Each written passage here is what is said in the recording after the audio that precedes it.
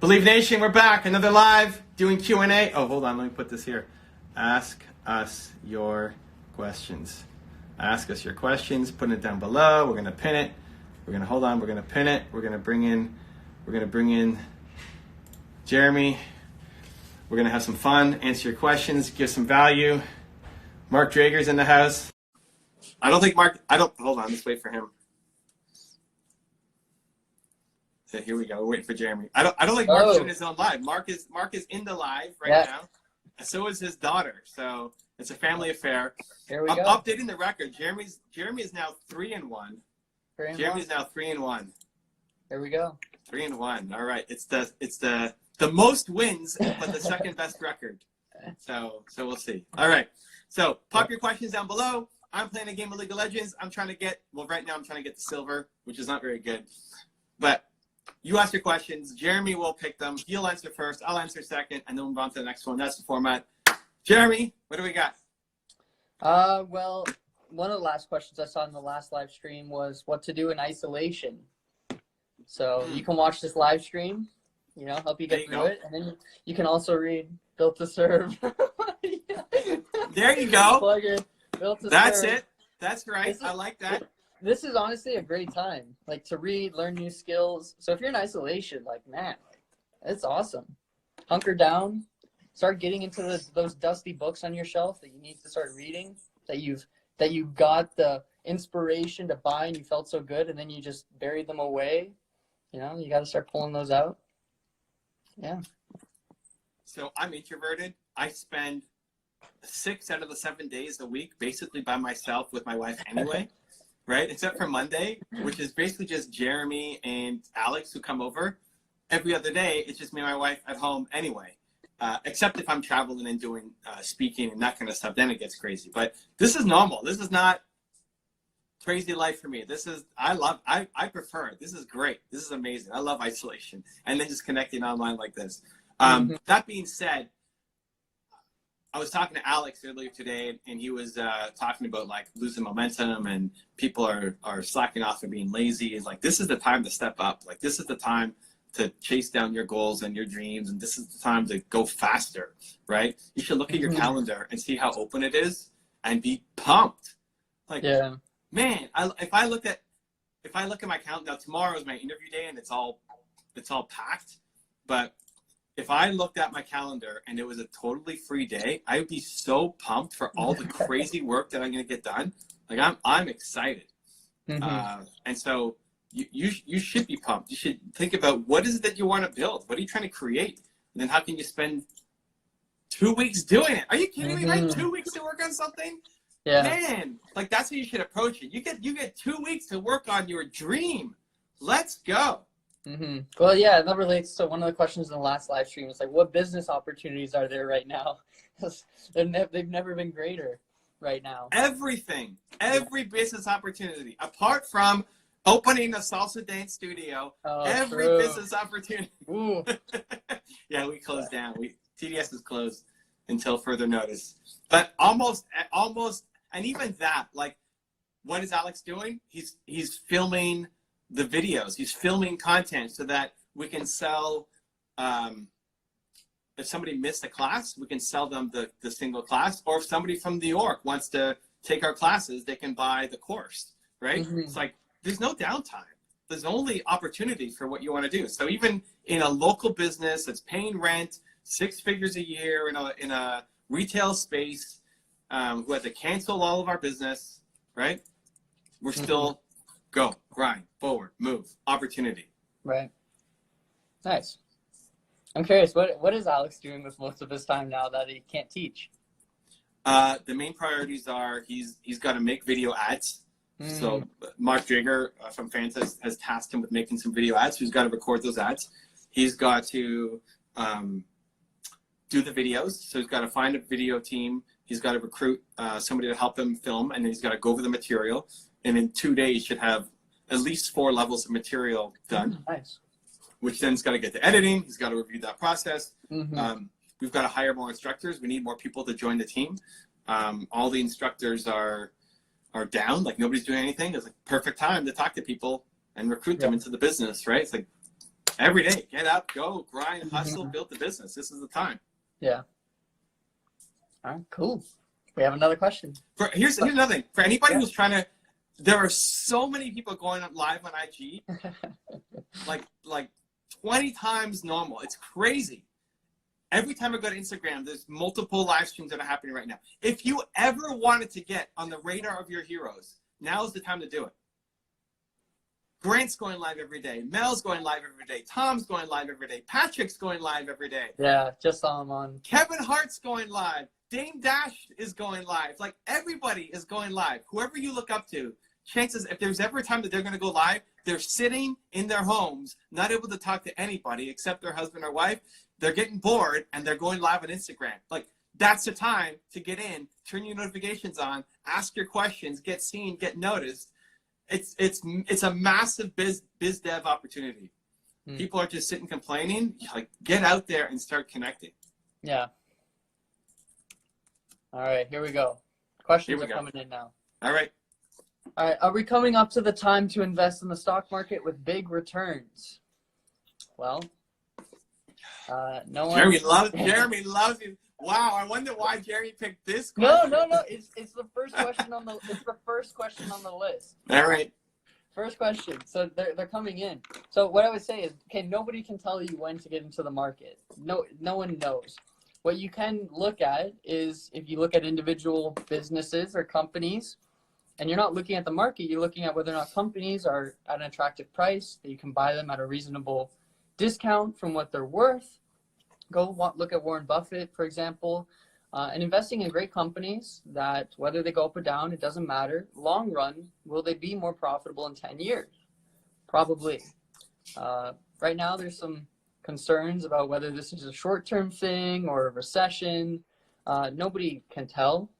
But what you do know is, you just look at great companies, buy them at an attractive price, and 10 years down the road, will they be more profitable? Probably. So that's what you want to be looking at, I guess, is a brief thing. Yeah, for me, I would default to thinking, how do I invest in myself and my business and the opportunities in front of me? Because now is a fantastic time to get started and turn those ideas into reality, much more than worried about trying to time the stock market that in 10 years might pay you back, right? Like, you could, if you invested in yourself and built your business now, holy cow, the return on yourself in 10 years is ridiculous. So that's where most of my mental energy would be right now. Second, I'd be thinking, if I have spare cash on hand, how much do I actually need for the next little bit, right? So that if I'm put into the market and then that makes me totally illiquid and then I can't go buy what I need to buy to survive, I don't like that. Maybe more, maybe less aggressive than other people, but I like knowing that I'm good. Next, in general, when the market is super panicking, you don't want to panic. I don't think the panic is over. Like, people are still going to be panicking. I personally would wait a little bit, but still, like, it's to Jeremy's point about buying good companies on long-term horizons, right? That's ultimately what you want to be thinking about, instead of just trying to time the market. But biggest opportunity right now isn't the stock market, it's yourself. Mm-hmm. It's always yourself. Yeah, like, the stock market should be your extra stuff. You got extra cash squirreled away. You don't know, like, in my business right now, honestly, I don't know what to do with extra money. I could waste it easily, but I'm taking a lot of little bets to see. I like testing small and then seeing what works, and then pouring gasoline on top of things.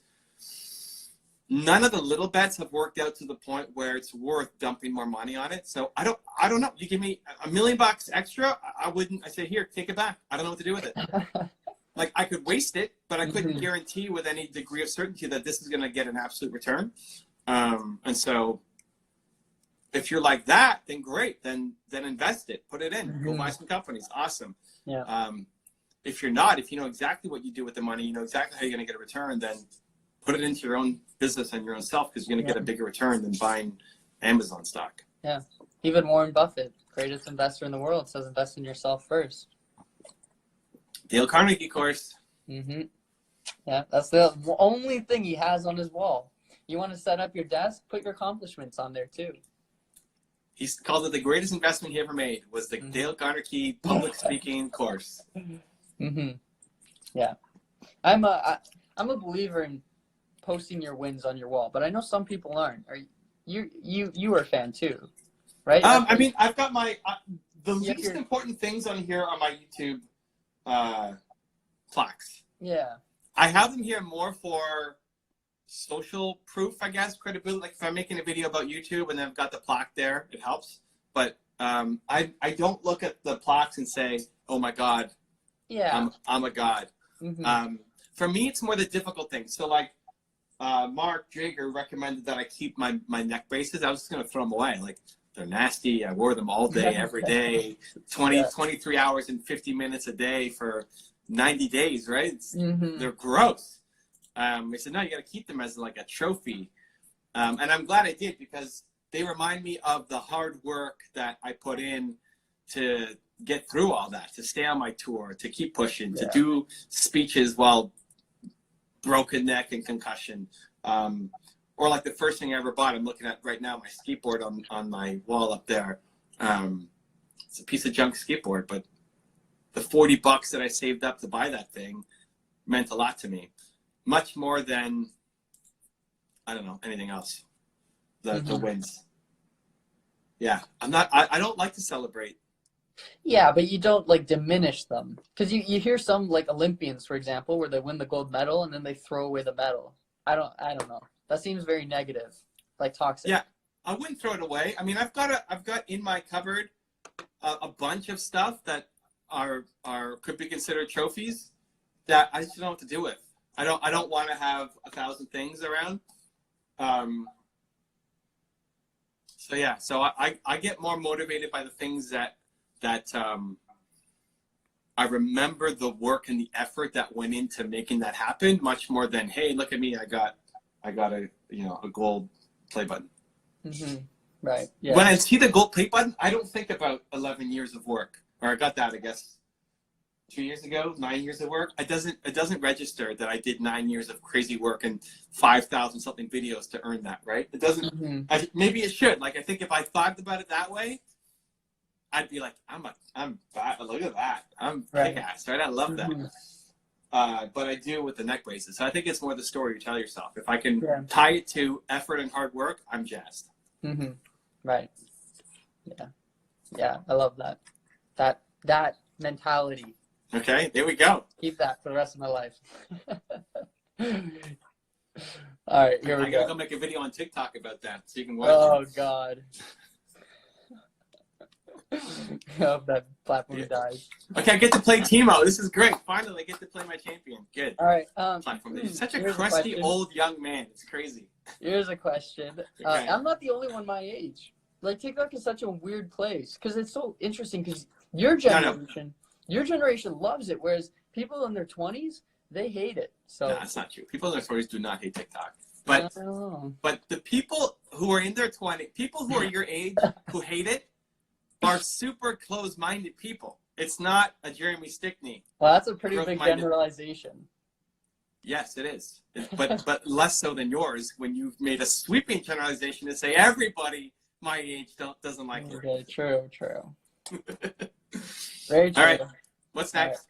Right. Here we go. So someone's asking, how do I pitch my idea to influencers who want to translate their content into Spanish? So, okay. How do I pitch my idea to influencers who want to translate their content into Spanish? So I'm guessing she wants to translate their content into Spanish.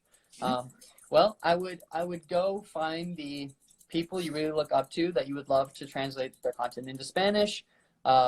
Whether that's through, are you thinking of YouTube or a social media platform? The problem is that they're probably not going to want to start something unless they see some results first. And if it requires a ton of work from them, because it's just not proven out. So what I would do is I would go find the influencers that you want to translate their content into Spanish and do it for free for one of them. And learn the skill sets to go on a platform where you can manage it or hire people as well. I don't know, depending where you're at. and start creating their content for free and start to gain attraction for one person, where then you establish results and you show that they could leverage a different audience than what they initially thought, and go out and show those results and show what you can do. And then maybe you charge something for other influencers, but you have to get some results and show how it could be meaningful for their business. But they're not going to want to do initial work to do that. So you're going to have to do it for free, I would say. Provide a ton of value and maybe put in the extra work that they're not willing to do. Who asked this? I don't know how to pronounce her name. Okay. Gonzalez, that's her last name. All right, Gonzalez. Gonzalez. Okay, listen. So I recently went through this. Like, one of the plaques, I guess you can't see behind me, but one of the plaques behind me is for my Spanish YouTube channel that we got when we got over 100,000 subscribers. So I have a team that is dubbing my content from English into Spanish. So let's break down how that actually worked. So, one, I'm a believer in dubbing and translating content because I got a big mission, a big vision. I want to change the world. That includes the Spanish-speaking world. But there's still tons of opportunity for me in the English-speaking world, right? I don't know Spanish. I love the people, but I don't know Spanish. I can't speak the language, and there's still so much opportunity for me to do right here that I'm not even thinking global expansion yet. So anything that you do, at least with me, would have to be pretty hands off, right? You have to represent the brand well. You gotta figure out, what videos we're gonna make. I'm not gonna be watching every video and saying if the dubbing was done well or not. By the way, definitely dubbing over captions. Captions suck, at least in a YouTube world. It has to be dubbing if you want to have success. And so how it started was one of the guys who I'd done an Instagram Live with had some other business at the time when we did the IG Live. It was like a pet company or something. I don't know what it was. But I thought, whatever. I liked it. It was part of Believe Nation. Great. And he then came back to me like 6 months ago, or 6 months later, and said, hey, I've got this new company that does dubbing. I'd like to dub your videos from English to Spanish. It's like, oh, well, what happened to your other company? He's like, oh, I gave up on that, which is already not like a good start, right? Like, well, you're going to give up on this too? I'm going to spend this time investing in your business and you're just going to quit? But then what he did was he made, to Jeremy's point, he made his first video for free. He made a video for me, took one of my videos, and he dubbed it for free. And I thought, it's okay. It wasn't quite on brand. It wouldn't be the video that I would pick, but it was enough to just kind of spend a little bit more time to take him from the land of this is just another entrepreneur set up another idea because he thinks it's a good idea and he's going to move on to something else like he did with the other business we talked about, right? So he made one for free. I said, this is good, but I wouldn't do this. Here, he said, okay, give me a list of others. And I gave him a list of 5 to 6 others that he went off and he did, again, for free. And he doesn't speak Spanish. So it's he's hiring a team from Argentina and they're doing it with him. Yeah, she has a team too. She just got an update. She has a team but she's just wondering how to monetize it now, if she gets someone too. Great. So we're getting through it. He did 5 or 6 that then I sent to somebody that I knew that spoke Spanish, right? I forget who it was, but it's like, hey, can you watch this video and let me know if it's legit? Because it looks legit. There's some other guy who's using my voice and it sounds Spanish, but I don't know what he's saying, right? I mean, it could have been way off for as far as I know. And so it came back that it was great. Like, they did a really good job. Better than what was expected, to be honest. And then from there, we set out a plan where they started making more videos. And I started hiring them for a video a week that they started making on the channel. So it was 1 video a week we launched, and then I started paying them, and we set a rate for the videos. And then we set it as the channel started monetizing, that they would get a percentage of the income coming in from the channel to then go and create more content. And now we're talking about is making a percentage of that channel also going to create a new Persian channel because he has the ability to translate into Persian.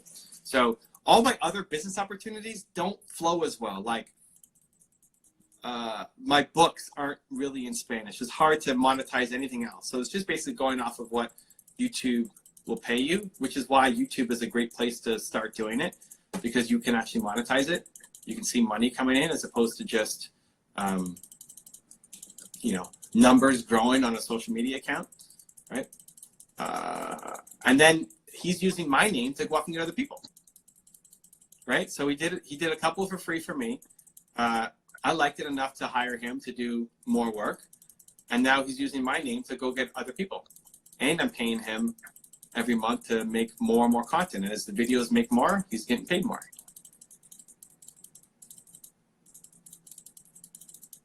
Does that make sense? Mm-hmm. Did we lose Jeremy? Oh, okay. There he is. No, I'm there. I thought you were deep in thought there, trying to win. I am. The most important thing is that you win. That's the most important thing. He has his record, and Mark Jigger has to lose so that you can be ahead. Okay, I can make that happen. I'll come on the IG live when you guys do an action on distraction. And just yell and just you can't. You can't actually you can't be too much of a distraction, to be honest. I'll spam the question box or something. You're gonna start calling me on Facebook or something. Yep, exactly. Okay. What's next? Someone's asking how to invest in stocks, but we've covered that. Yeah. Invest in yourself. If you're asking how to invest in stocks, I think you need to invest in yourself first, acquire skill sets that will serve you long term, as opposed to making a quick rate of return. How does one, do you know anything about Shopify? Because this person's asking, I don't know anything personally about Shopify. I keep seeing those crazy ads from people. How does one make Shopify profitable? Have a good idea, but how do you get the content out and bought? So you need traffic. Shopify just gives you the ability to sell whatever you're selling, but you need to drive qualified traffic to the page. So it'd be a mix of, one, creating content, right? So if you had a successful TikTok, you can drive them to your Shopify page so they can buy whatever you're trying to sell them, right? Or Instagram or YouTube or whatever, right? So you have a traffic source of people coming from content you're making. The next would be paid ads. So you're looking at who's either searching for your product through search, or you're looking at target based off of interest, right? So people who like, Tony Robbins also like your stuff. And so you reach out and, I'm going to die, don't kill me, I'm going to die. I died, very sad, I died. So content leadership, ads that are targeted either by search intent or by interest. And then the third would be partners. So finding people who have an audience and finding a way to work with them so that they drive traffic to your products. Those are your 3 ways. All right, here's a question from Mr. Danny Hatcher. Oh, Danny in the house. Danny was on the YouTube live for a good chunk of time. We did a review of his channel. Danny, did you make the video on productivity, my guy? He said something about going strong on YouTube. But did he make the video on productivity is what we want to know. Guess Danny, we'll find out in the comments. We're listening. We're watching. He's asking, did you believe in yourself along the journey right from the start? Okay, I guess I was asking you first. For Evan. Yeah, for Evan. For myself, no, I don't think anyone believes right from the start. You just kind of fumble your way through it. You have the confidence and the assertiveness and the belief to know that you can get over it, that you can get through stuff. But do you believe that you have everything figured out and the path is clear and focused and you know every direction and where to take your life and what's going to work and what's not? Of course not. I don't think anyone does. It's great to look at people like Evan and all these successful people and say, wow, they had the path figured out.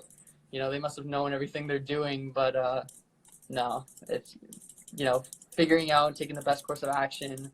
But just having the confidence to know you can figure out. And if you mess up, it's not the end of the deal. You try another route, direct, always pivoting. And yeah, but it's never a sure thing. You're just going with the belief and to know that you can do it.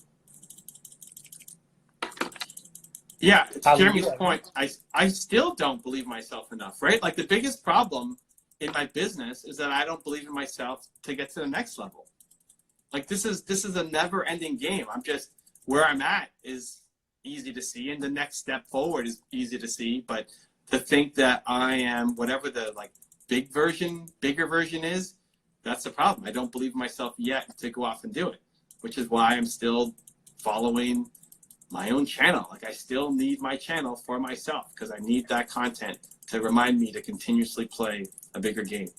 It never goes away. You're just capable of taking on bigger things each time. Do you feel like you ever self-sabotage yourself? Maybe. I don't know how to catch it, to be honest. I don't see it a lot. I mean, when I catch it, then I think that's like when I catch it, I have to do it. Right. It's when am I not catching it? Yeah. So I actually made a video today for my espressos where I was talking about speaking at Brendan Burchard's big event. So I hadn't done a big speaking event for a while, like thousands of people for a while. And my biggest fear is I'm going to disappoint people and let them down, right? So I don't want to go in there and suck.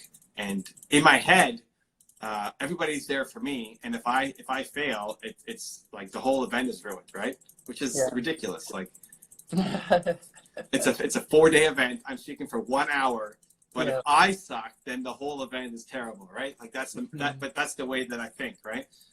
And that's normal. That's everybody, right? Like when you came up and spoke at my event at TDS, you don't want to get there and suck. You don't want to be like the one that everybody's saying, man, Evan was great, but that Jeremy guy, right? Like, and so I wanted to default to doing Q&A. And at my 2 speaking gigs before that, I pushed them to do Q&A. It's like, hey, how about we just do Q&A? Like the organizer sits down with me at the front and we'll do Q&A.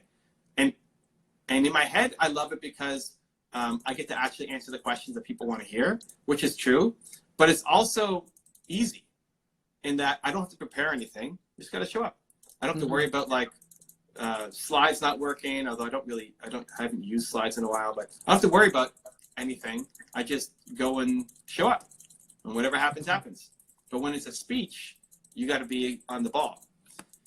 And so with Brendan's event, I pitched the same thing. The last 2 events I did Q&A. It was great. And I said, hey, how about we do Q&A? And you ask me some questions, and then whether it's Dean or Brendan or volunteer, whatever, or just throw it to the crowd.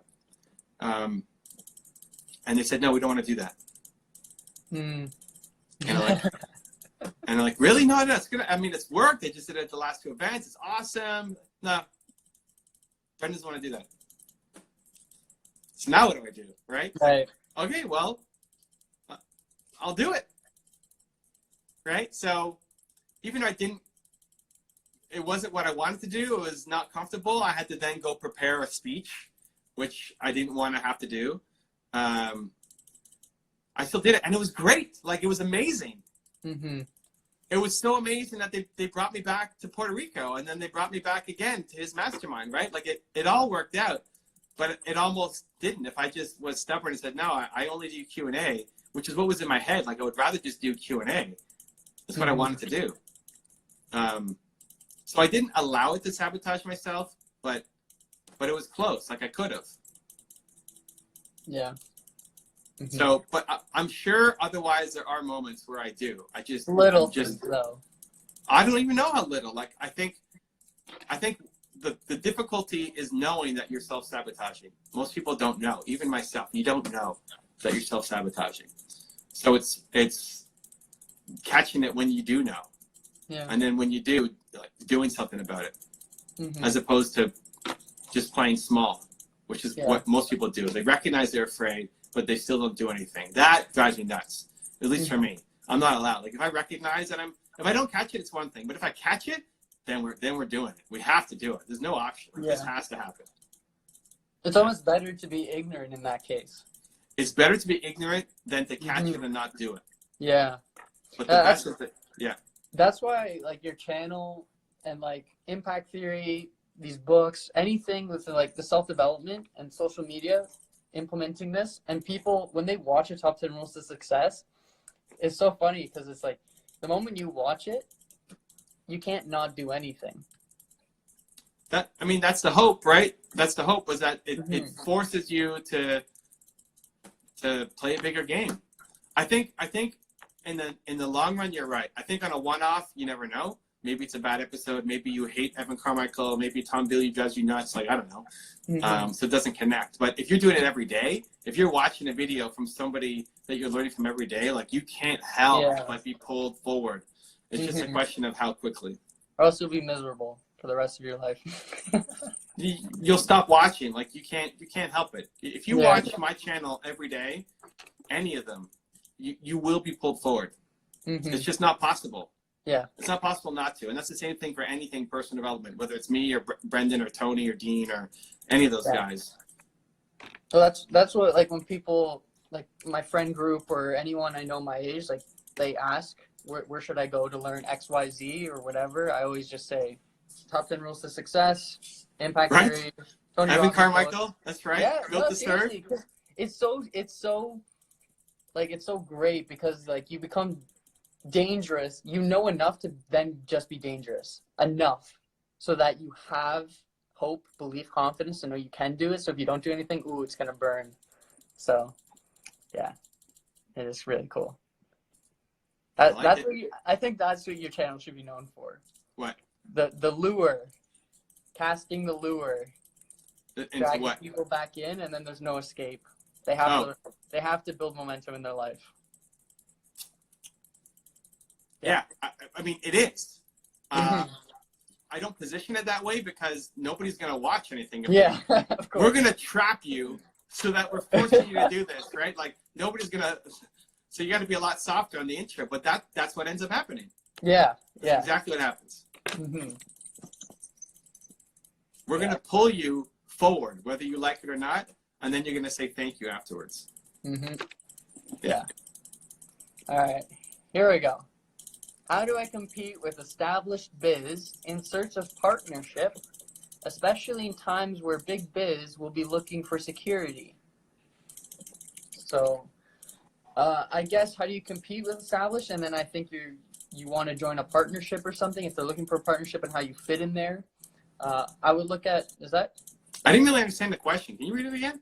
How do I compete with an established business in search of a partnership, especially in times where big biz will be looking for security? So I don't know if they're trying to compete or trying to partner with them and get acquired. The way it's just kind of written weirdly, but the way I read it is they're trying to make partnerships, but nobody wants to partner with them because they're a startup. So how do I get them to partner with me when they don't want to partner with startups? No? No, I think they're definitely a startup, but I think they're trying to partner with a bigger establishment, and they're wondering how to get there. But those companies want security to partner with other bigger companies, not startups. No? Yeah. I think, okay. Okay, that's it. Okay, good. Okay, well, we're gonna assume that's it. Okay, great. There we go. I would say for your startup, if you're looking to partner, you want to make it as easy as possible for them to acquire you or establish a partnership, whatever business you're looking for. So having the culture or having the technology you use, maybe the software you use, using similar things within your business where it's just so easy to then be acquired instead of having any complicated things in place would be a huge start, because a lot of companies just won't maybe do partnerships or acquire. If you have a different culture, if you're using different software, anything that makes it challenging. So I would make entry to partnership or acquisition, whatever the case, as easy as possible for the other person. And then offer, go into a partnership, maybe to establish one first with somebody, depending, I don't know what the business is, depending into a partnership as a starting point, where then you start working with them. Maybe you sacrifice a little less than what you'd be willing to give up, but then establish good rapport with a bigger company and build from there. But yeah, that's my take on it. But you're the startup guy, Evan. You're the venture capital guy. I agree with Jeremy. I would just change the direction of the advice. So you want to make it as easy as possible for them to say yes. It's the thing that holds back a deal, though, usually isn't the software or even the culture, it's usually the size of the project. You're just asking for too much. And then especially with bigger companies, the bigger the budget is, the bigger the ask, the more people need to be involved. And then you're in bureaucracy and details, and then a senior person has to look at your company, and you just get locked down. And the more people are available to judge and question you, the less likely you're going to get the deal.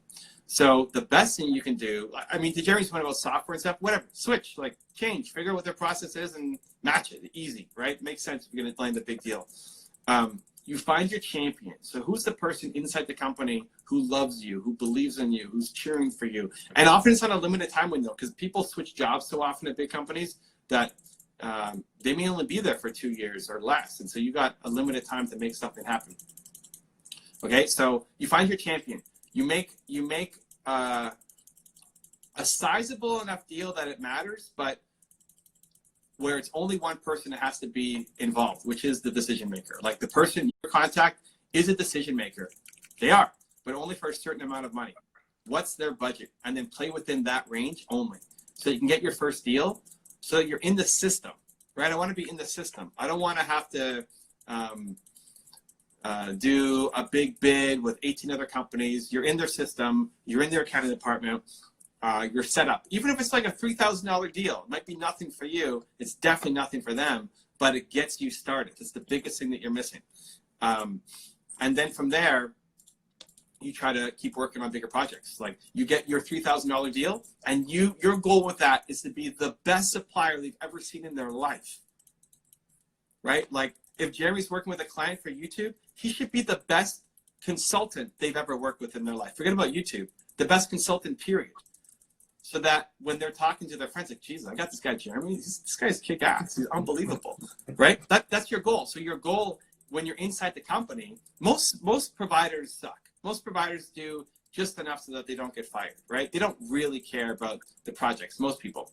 So it's not that high a bar to actually get through. So you're just trying to find one little project and then crush it so hard that it's easy for that champion of yours to go off and tell everybody in their department about you, so that you start taking away more and more pieces from your big competitors. So that you're, at the end of the day, you're never even really bidding on any giant proposals. They just keep handing you more business because they know you, love you, and trust you. Nice. All right. Yeah, well, that's the process. It's a good process. It's a good process. All right. Question. What's the best platforms for a beginner to use? Okay, we're gonna go for the hold because we won. Oh, again? We won again. Jeremy go. is on a hot streak. It's happening. Okay, I'm gonna update the numbers. So another victory for Jeremy. We're gonna end this. We're gonna come right back. We're gonna answer that question. Let's go. And I'll remember it. There we go.